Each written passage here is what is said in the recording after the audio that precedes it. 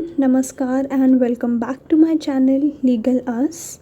हम पढ़ रहे हैं हेल्थ लॉ की सीरीज़ एंड इस वीडियो में हम देखेंगे about the health law and the role of judiciary. इसके पहले वीडियोस में हमने देख लिया था कॉन्स्टिट्यूशनल प्रोविजंस के बारे में, जिसमें हमने देखा था DPSP, article 21 right to health and the fundamental duties. So this is the part 2 of the video and अगर इसके पहले आपने पुराना वीडियो नहीं देखा है सो आई वुड सजेस्ट कि आप पहले वो देखो for much better clarity. And without wasting any time let's move on to the video. So अभी तक के वीडियोस में हमने ये चीज़ देखी है कि कहीं पे भी राइट टू हेल्थ का डायरेक्ट मेंशन नहीं है अपने कॉन्स्टिट्यूशन में। Supreme court through its various judgments and cases उन्होंने ये डिराइव किया है कि article 21 includes right to health. So supreme court ने सबसे पहले held that article 21 of the Indian constitution in relation to human rights has been interpreted in conformity with the international law. International law में हमने जैसा कि पढ़ा है कि UDHR and in the international covenant on economic, social and cultural rights में जिस तरह से राइट टू हेल्थ का मेंशन है, supreme court has also agreed and they have interpreted various case laws to include right to health under the article 21 of the Indian Constitution. And further, article 25 of UDHR and article 7B of ICESCR have been cited by the Supreme Court while upholding the right to health by a worker.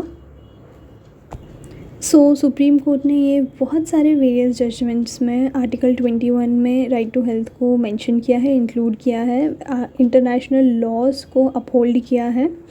The first case which we are going to study today is Bandhua Mukti Morcha versus union of India AIR 1984, जिसमें supreme court ने ये held किया था कि the right to live with human dignity enshrined in article 21 derives from the directive principle of state policy and therefore includes protection of life, protection of health, कि article 21 में जो right to life with human dignity है वो directive principle से ही derive की गई है and hence क्योंकि डायरेक्टिव प्रिंसिपल में राइट टू हेल्थ का भी मेंशन किया गया है, so therefore it will include the protection of health.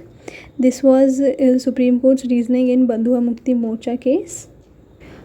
हमें ये चीज़ समझनी होगी कि right to health does not only means that just animal existence, but it also includes a life with dignity and this has been quoted by Supreme Court in its judgment कि right to health and right to life does not mean just animal existence, but it also includes dignity, and for that particular dignity and not just the animal existence, proper health care is very basic necessity to achieve that goal.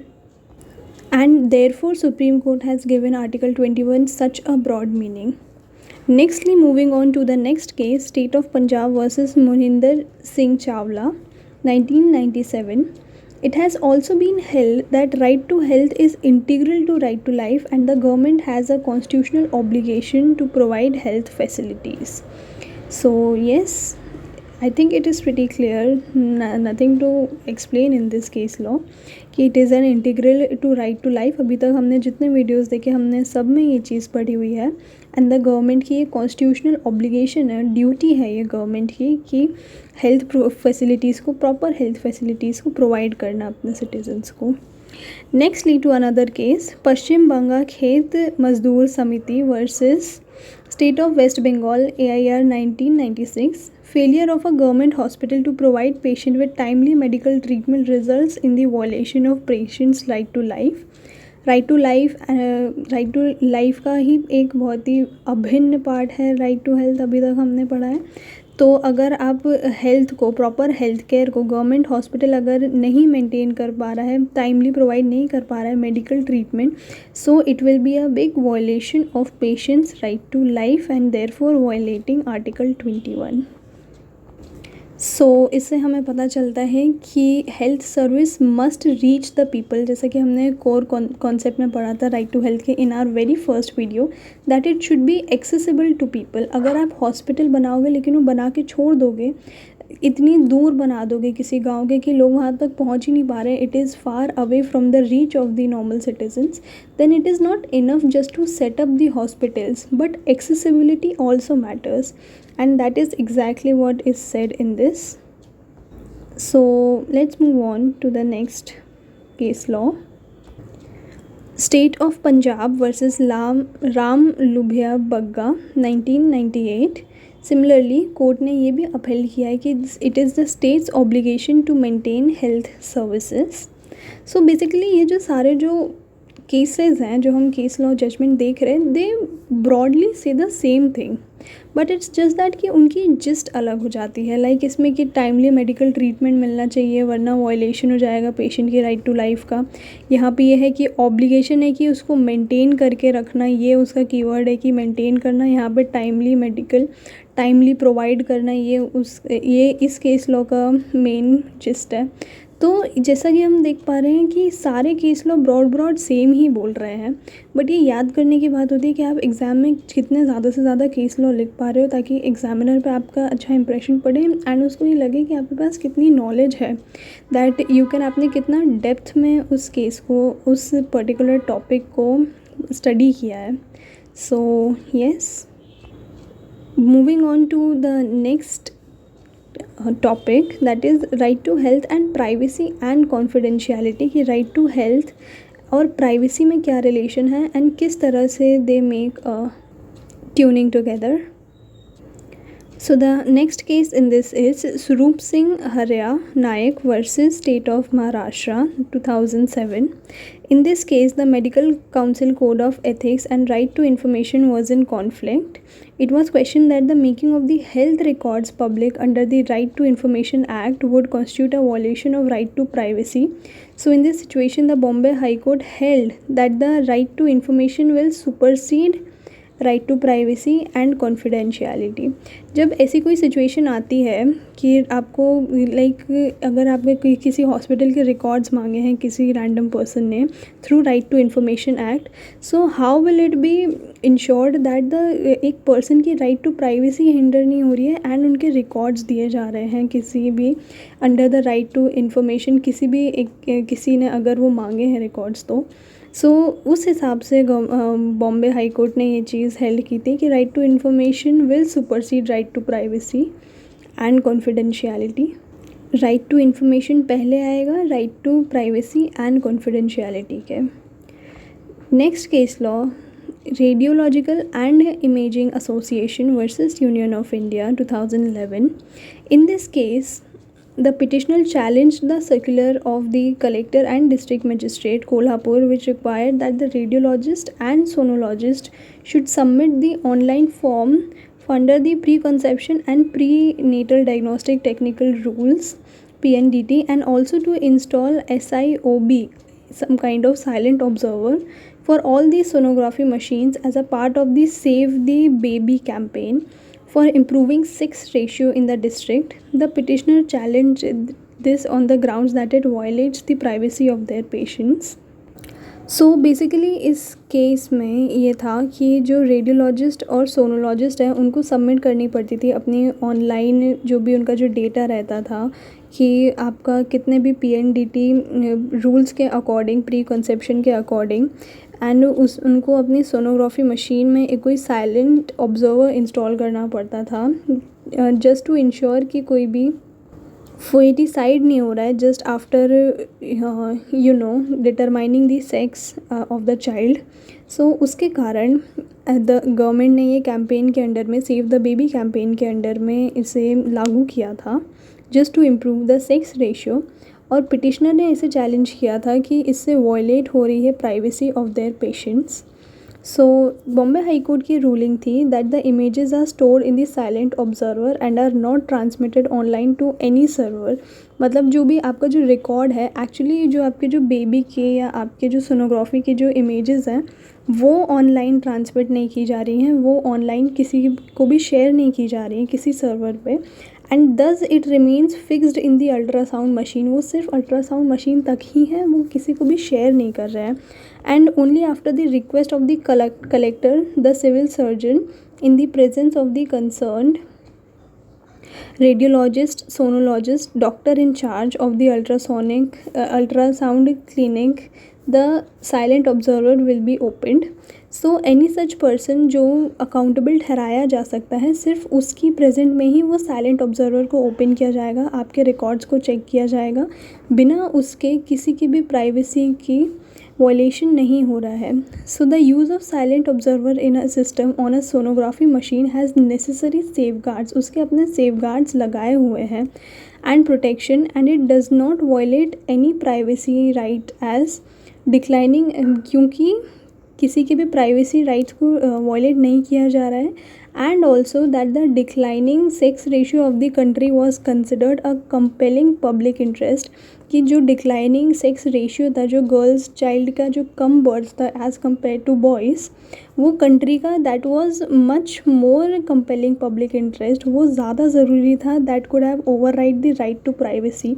Saving the girl child, saving the sex ratio of the country was held much more important than the right to privacy at that time. So yes, this was held in this case. Moving on to the next case, that is broadening of right to life and personal liberty. In the Ram Lubhaya case, while looking at the spinning around the issue of right to health under Article 21, 41, 47 of Constitution, the court saw that the right of one associate with the obligation of other. Like अगर किसी एक person का right है तो वो of course दूसरे person की duty बन जाएगा. लाइक अगर मेरा राइट है रोड पे पीसफुली वॉक करना, तो ये किसी और की ड्यूटी रहेगी कि वो गाड़ी इस तरह से चलाए कि वो मेरा एक्सीडेंट ना कर दे, मुझे ना टक्कर मार के चला जाए. तो अगर मेरा राइट है कोई, तो वो किसी और की ड्यूटी बन जाता है. सो consequently, the right endowed under Article 21 forces an equal obligation on the state, which is additionally strengthened as under Article 47.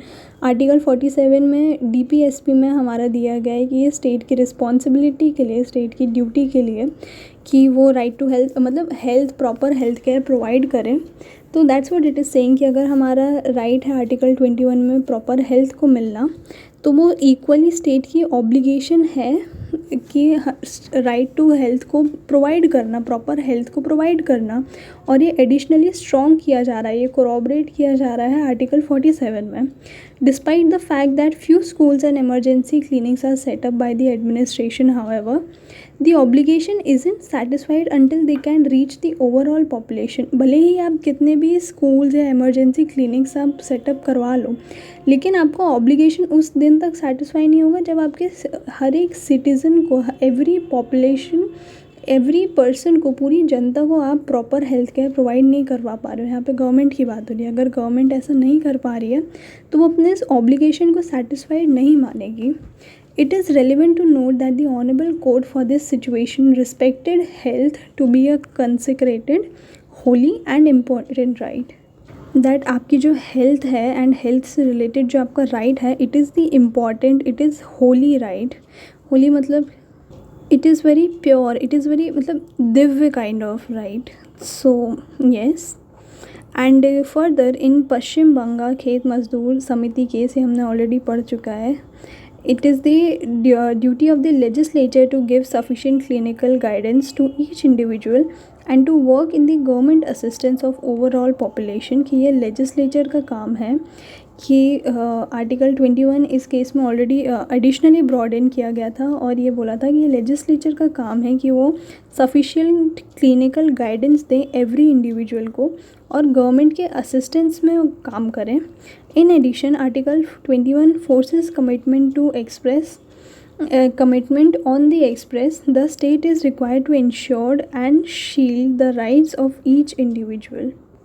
So, Article 21 यही कहता है कि ये स्टेट का काम है कि वो इंश्योर करे और शील्ड करे राइट को हर एक इंडिविजुअल के, हर एक सिटीज़न के अपनी कंट्री में. So, yep. This is the case which includes the broadening of right to life and personal liberty. दोनों केस में इन दोनों में हमने यही पढ़ा कि किस तरह से आर्टिकल 21 को ब्रॉडन किया गया था और ज़्यादा उसके एस्पेक्ट में और ज़्यादा इंक्लूड करने की कोशिश की गई है. Moving on to the last case which says that Indian judiciary recognizing international covenants for upholding right to health.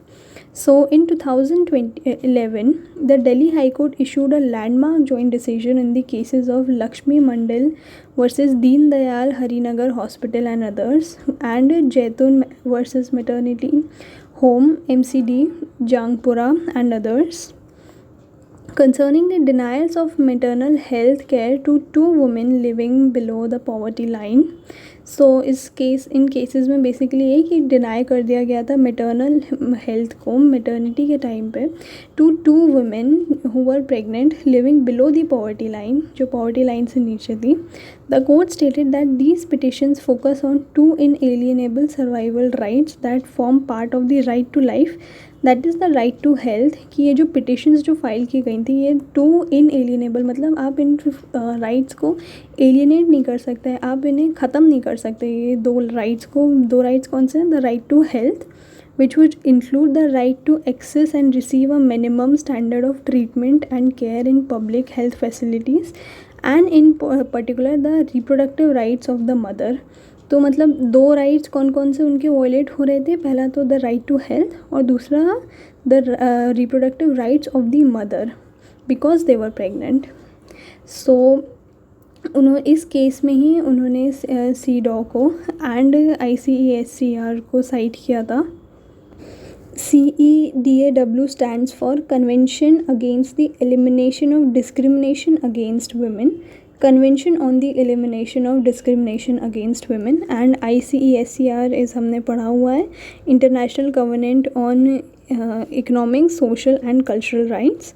So इन दोनों केसेस में सुप्रीम कोर्ट ने ये दोनों कन्वेंशंस का मेंशन किया था एंड हेल्प किया था कि no women more so a pregnant women, कि वैसे तो बेसिकली किसी भी इंसान को, किसी भी वुमेन को, बट उससे भी ज़्यादा एक प्रेग्नेंट वुमेन को should be denied the facility of treatment at any stage irrespective of her social and economic background.